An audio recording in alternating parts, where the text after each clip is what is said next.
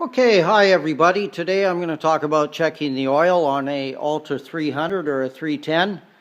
And a tip was brought up today from a fellow in Australia, Corey, very knowledgeable guy. He said sometimes when I've just taken the dipstick out obviously, but he suggested if you're having a problem getting accurate readings to take a welding rod, which I went and purchased, a welding rod, but it seemed a little thick, and because it didn't seem to, I don't think it would bend correctly. So what I did is, what he's saying is the stock dipstick can sometimes have a problem. You get an inaccurate reading with it, and I think we've all experienced that.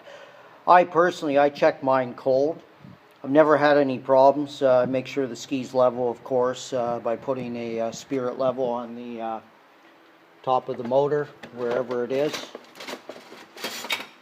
I always use a spirit level, and I adjust the trailer accordingly, front to back, side to side. But anyways, I make sure it's perfectly level when I'm doing it. Make sure. And anyways, Corey suggested a welding rod. I guess you could hammer off the outer stuff, but it seemed a little rigid, you know, and because the dipstick goes down a tube and it's curved, so I didn't want to use a welding rod. So I got some good durable steel on a roll I have here.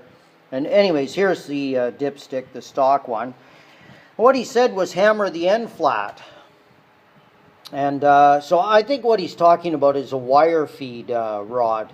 But anyways, I hammered it flat, and I took an exact measurement, so it was the exact length. There we are. There's the end.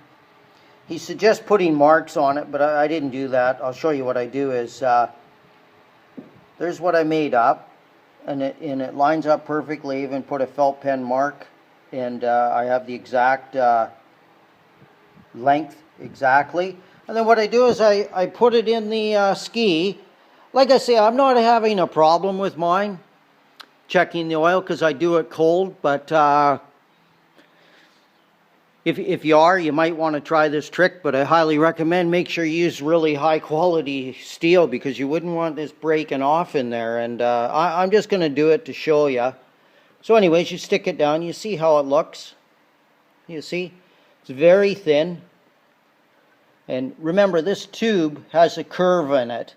So I wouldn't use, if you want to try this, I wouldn't use something really rigid. This is very flexible, and I go right down to my mark.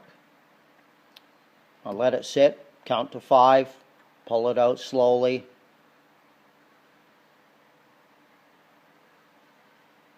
Get it level right away. If I don't knock a bunch off it on the way. Anyways, I'll go over to the dipstick, and it's dead easy. I just line it up. You can't really see here. Let's see. There, right there. Yeah, the coloring. But anyways, the oil is up to my mark. That's my cold mark there. So you could maybe get a wire feed welding rod and get something a little wider than this. This is pretty thin, and hammer it out. Make sure that it's a type of metal that when you hammer it, what I did is I hammered it on my anvil. Make sure it's not going to break on you. Like I say, you don't want to break it in there. And I just did this experiment now to prove that it works. But I will go try to find some a thicker rod than this. This is pretty thin stuff. Maybe after it's hammered out, maybe it'll be a half of the thickness of the stock dipstick. And so it may help you if you're having trouble getting accurate readings. I can't stress enough though, whatever steel you use, make sure you do a test after you put it on your anvil and hammer it flat, that it's not going to break on you, you know. So I'm not sure the term, the correct steel may be malleable or something like that. It's got to be something that when you hammer it, it doesn't snap off on you. So take extreme caution in that if you're going to actually do this trick. And like I say, I would go with thicker steel than this. It's a little too thin, and I hammered it a lot, and I really didn't get much width out of it.